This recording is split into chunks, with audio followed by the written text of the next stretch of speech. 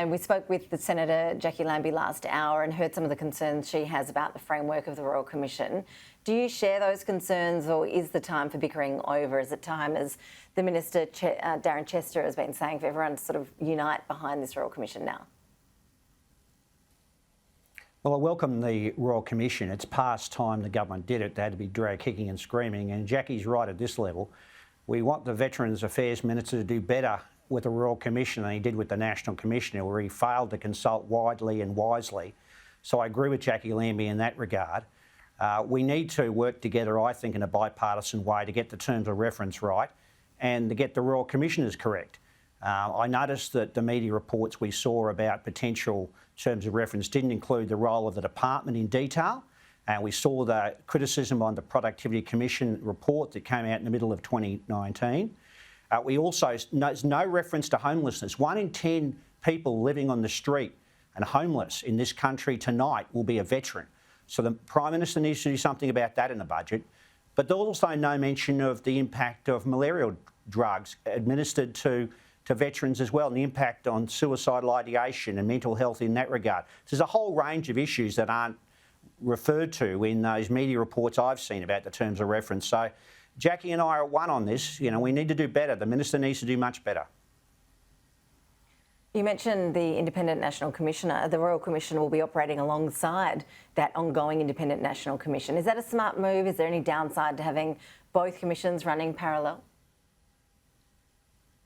We don't support the National Commissioner role. Labor's never said that we'd be opposed to the idea of a permanent body that may be recommended by a Royal Commission. But from the start, the government compromised the role of the National Commissioner by appointing someone not independent of the military, appointing a brigadier, and then basically giving them the role that they would do desktop reviews as a glorified federal coroner.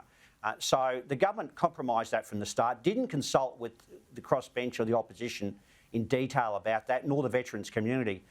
So the government needs to listen to the voices of the parents as well, who've tragically lost their sons and daughters, as well as the partners who tragically lost their partners to suicide. Consult with the veterans community. It's not just a small group of people, and that's what Jackie's referred to earlier today. Where the Minister for Veterans Affairs discussed these issues with a small group of people, he needs to do much, much better. And we're willing to work in a bipartisan way with the government on the terms of reference and the appointment of the Royal Commissioners, who need to be entirely independent of the military. Well, the government, as we know, is arguing that its consultations on this matter have been broad and numerous, and that's how they've got to reversing their initial decision on this front in the beginning.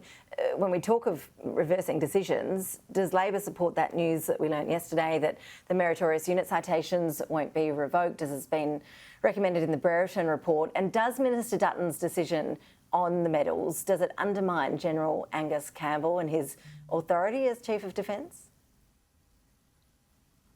Well, I said to one of your colleagues in an interview on this channel that I thought it was pretty tough for those people who did nothing wrong to lose their meritorious unit citation, the acknowledgement of the work they do and they did overseas.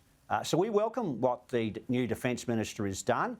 I do feel sorry for the Chief of Defence.